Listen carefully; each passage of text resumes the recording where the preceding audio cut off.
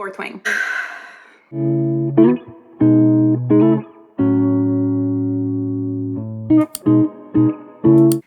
Hello. I'm so excited. I'm finally launching my BookTube. I have been a total bookworm for like my whole life, I think. There was a point during middle school I didn't really read much, but then I read Twilight in high school and it picked right back up, and then I always had to have a book in my bag. Today, I'm going to go through some of the most popular books, of the ones that I've read at least, and go over what I thought of them. So hopefully we match up on some things so you can stick around. First up, Fourth Wing.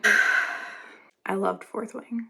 I loved it. And I actually just finished Iron Flame like 2 nights ago, and I'm like so obsessed. I cannot wait for Onyx Storm to come out. This book was well worth the hype. One of my biggest needs when reading is a strong female lead, and I think I get that from my mom because she's kind of the same way. She hates like a wimpy girl lead. I think that translated to me. I cannot read a book where the lead character is whiny, just completely annoying. And Violet is definitely not those things, except for she did get a little whiny in Iron Flame, I feel like. You know, I'm not going to give any spoilers away. But when it came to Fourth Wing, Violet really applied herself and did her best, even when all the odds were stacked against her. And that's what I like to see in a lead female character. I know the start of the book was a little slow for some people. I didn't find it slow, probably because it kind of felt like the beginning of Hunger Games to me, which I loved Hunger Games. But once we met the dragons, I could not put this book down. I'm so glad I waited to start this book when I had some downtime so I could really give it my full attention. I read it through Christmas and finished it on New Year's Day. It was the perfect way to kick off the 2024 reading year with a 5-star read. I will say, I will never recover from chapter 36. Please do not spoil the book for yourself and look ahead if you have not read the book. But those that have, I think we are all in agreement that we're not okay. And when I read Iron Flame, it kind of fell into that book as well, where I just was like, still not okay. I have to say, I heard so many mixed reviews about Iron Flame. I feel like when it first came out and everyone started, reading it and ingesting it, I feel like so many people were like, I feel like she rushed this, and I feel like it's just a filler book. That one I didn't really pay any mind to, considering it's the second book in, I believe, a 5-book fantasy series that's being written. And usually the second book is a filler book where it is laying out the groundwork for the rest of the series. And honestly, I feel like Rebecca did a fabulous job where you still really care about Violet and what's happening. And it was honestly like just mind-blowing at so many parts. And I found myself laughing so much because of Taryn, and like his inner monologue was just cracking me up. I mean, he's just literally just this grumpy guy, this grumpy old guy. And his parts were my absolute favorite. I highlighted 72 lines or sections. 72. Fourth Wing, I highlighted 31. So yeah, I'd say Iron Flame was a very good read. I've already pre-ordered Onyx Storm and I cannot wait. I can't wait. Although I have a really bad habit where I pre-order a book and it comes in and, I like gush over how beautiful it is. And then I wait for my hold on Libby so I can just read it on my Kindle. So yeah, I have a bad habit of that. I don't want to ruin my books, especially when they're like first edition, special edition. I just don't want to mark them up. I don't want them to get all bent or wrinkled. And we have a rabbit who believes everything needs a bite taken out of it. She's our house bunny and she is free roam. She very much believes that if my book is laying on the couch, on the side table, she needs to go check it and take a chunk out of it. So I protect my books from her. I might have to check out some of Rebecca Yarros's other books. I know she had written quite a few before the Empyrean series. I really like her writing. I feel like it's immersive. It keeps me hooked. It's a lot of dialogue and less narrative. I feel like dialogue books tend to flow a little faster. So I appreciate that because I am someone who like will take forever reading something, I feel like. So I'm not the person that's reading hundreds of books in a year. My goal this year was 36. I am 6 books ahead of schedule according to Goodreads. I am reading a lot more than I normally do, and I think that's because I've had a lot of really great reads this year that have kept me wanting to keep going, and I'm not like dredging through them. And I've learned to just DNF. If I am not loving something, there's so many other books I'd rather read than struggle through something. So if I get to a point where I just know like, okay, it's been a handful of chapters now and I am not connecting with the main character, it's time to move on, then I do. So next up, Hunger Games. If you have not read the Hunger Games series, where have you been? I read this in college. I remember where I was when I was reading each book. I was like one with the books. I could not be disrupted, bothered. They had me so engrossed. I will say I haven't read Songbirds and Snakes yet, mainly because I heard it's kind of boring. So I've been kind of putting that off. I also haven't seen the movie because I'd like to read it before I see the movie. Maybe that'll be on my list for next year. Speaking of the movies, I really, really hope those of you that haven't read Hunger Games yet have not seen the movies so that you can really devour the books like I did and not have any like idea of what's going to happen. I will say there are some things that differed in the books than in the movie. I do prefer the books over the movies. Although I thought the movies were great, I didn't think they were great the first time I watched them because I was nitpicking where they went awry and are different from the books. I think you would really benefit from reading them before watching the movies. I will say this book made me fall in love with reading again. So Twilight did that for me in high school. When I read that freshman year, that really like jump-started me loving reading again. But then I went off to college, brought some books with me, didn't touch them. I think I maybe read a chapter of one of the books I had started over the summer and then nothing. There were just far too many parties to attend. Yeah, that was fun. I would definitely say when I picked up Hunger Games, I don't even know what made me pick up Hunger Games because I did read during like summer breaks. When I'd go home, I usually was like nannying or teaching over the summer and we'd go on our trip to Florida. I always liked having a book then. So that was really the only time I read during college until I picked up Hunger Games. Man, I just flew through those books. And then I found some romance books that I really liked that I'm sure I'll talk about in a different video. And I will say that I feel Hunger Games vibes in a lot of popular books, like Fourth Wing, for instance. I feel like it's because Suzanne Collins did such a fabulous job of laying out a plot line that really hooks readers and works so well in the fantasy genre. And let me just say, I am not by any means a dystopian girly. Nope. Aliens, pass.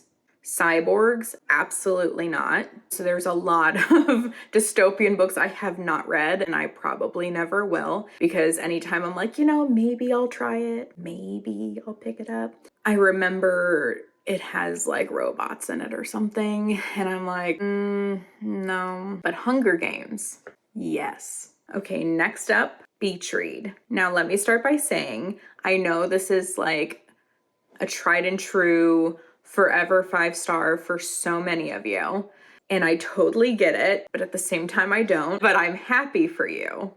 Okay. I will preface this by saying I love Emily Henry. I love her books. The first book I read was People We Meet on Vacation, 5-star for me. Loved it. Not just biased because it mentioned Sanibel in the beginning. I really connected with those characters. And then I recently finished Happy Place. Oh my God. I loved it.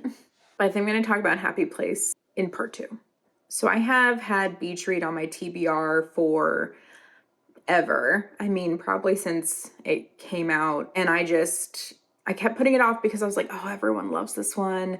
So I know I'm going to love this one. and I really want to read it when I'm on the beach. And then of course, like last summer I planned on reading it, and then I ended up reading something else that was beachy. I made sure this was going to be the year I finally read Beach Read. So I put it on our June pick for my book club. It was a letdown, guys. I think my main problem was I couldn't connect with our main lady. She just was very woe is me, and like I mentioned earlier, I don't get along with that vibe. I just could not connect with her very well. And I also tend to ignore books that have topics of cancer in them. That just gives me anxiety. So I try to avoid those books. So I was already kind of off to a bad start there. And like, it gets repeated quite a bit. So it's not like this person, you know, had cancer, or this person died from cancer, or, you know, something like that. It was just like a constant bring up. What's funny is I knew absolutely nothing about this book before going into it, which is really shocking considering how many people I've heard talk about it and rave about it. I've heard no details on it. So I kind of went in blind. I will say that Gus was my favorite person in the book. I really loved his character. Emily Henry really knows how to write her men. The first half of this book was really hard for me to get through. I think it was just very repetitive in regards to the happenings of the book, including a death, cancer, an affair, so many things that just felt like it just kept being brought up. It was just over and over. I was like, okay, we don't need to dwell on this for months at a time. I'm thinking. Oh, I really enjoyed like the last 100 pages. That's when it finally picked up for me. And I think it's because the repetitiveness just finally got dropped. It was starting to blossom into what I was expecting out of an Emily Henry novel. And what's funny is I've talked to some friends that first read People We Meet on Vacation before Beach Read, and they had a very similar consensus. It's funny because I know People We Meet on Vacation has not been her most popular book, but for some reason, I don't know if it's like my age group or what, but a lot of us that read that before Beach Read had the same consensus where this was more like a 3 or 4 star for us. So next up, Carrie Soto is back. I did not think I was going to like this book at all. I had seen so many people rave about it, and I was like, I don't usually pick up lit fic. I'm just more of a romance or fantasy girl. This one I loved. It was a 5 star for me. Man. So when I heard everyone raving about it, I was like, I know I'm not going to just pick this up and read it. I know I won't. I'm such a mood reader. So I will literally pick up a book and see if it like is matching my mood like it looks like it will. And then it may or may not stick. So that's my main problem I need to work through. I made sure to put this on our book club list this year so that I would force myself to read it, because I read every book club pick no matter what. I made this our May pick, and it was a hit, that's for sure. We all really enjoyed it. I think one of the girls didn't love it, but for the most part, I think we all really enjoyed it. I know some people had issues with Carrie's character and her attitude. That was very needed for her. I think it actually is a very similar characteristic that a lot of women athletes might have, because you have this drive and this need to be fabulous. I think that was a very good portrayal of this specific sportsman. And this book felt like a memoir, but one that kept your attention and wasn't long-winded. It made me smile, it made me laugh, it made me cry. Definitely made me cry. It was awesome. And it does touch on cancer a little bit. It wasn't too much. You could probably skim over those parts too.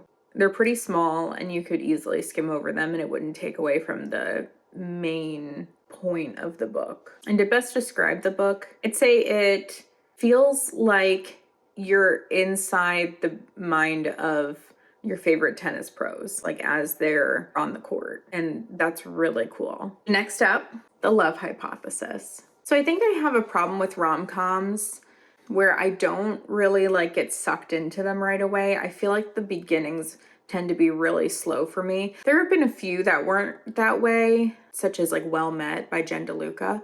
That one I think I jumped into and got hooked really quickly.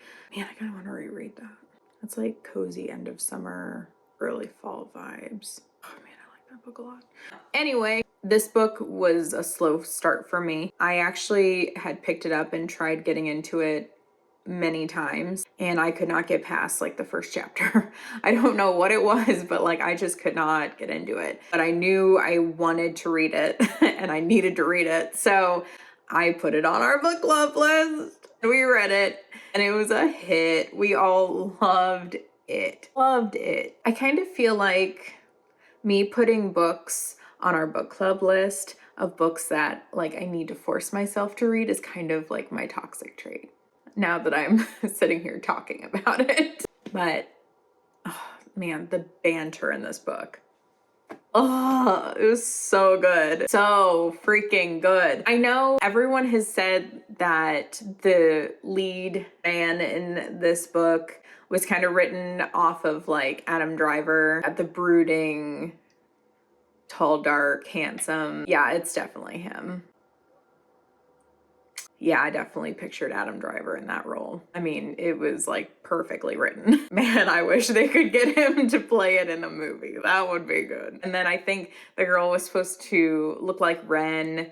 I will say there were some points that were just so awkward that I kind of pictured Amy from Big Bang Theory. It was hilarious doing that because there were some things that just sounded so Amy. It was so good doing that in my brain. If you ever reread or decide to pick it up, you know, do that for yourself. Just swap in Amy every here and there, you know, just, it's fun. I loved that he was like the moody but protective guy, and she was like the in her head like brainiac. It is well worth the hype, and you need to read this book. It is so good. If you love rom-coms, this is the perfect one. This was my first Ellie Hazelwood novel, and it will not be my last. I already have Love Theoretically on our book club list for next year. I think that's all I'm going to cover for today. I've got a pretty decent list, so I think I'm going to leave the rest of them as a part 2. So if you enjoyed this video and stuck around until the end, thank you. I really appreciate it. If you will give this a like and subscribe, I would love to have you stick around so we can keep talking books. I hope you have a wonderful day. I'll talk to you soon.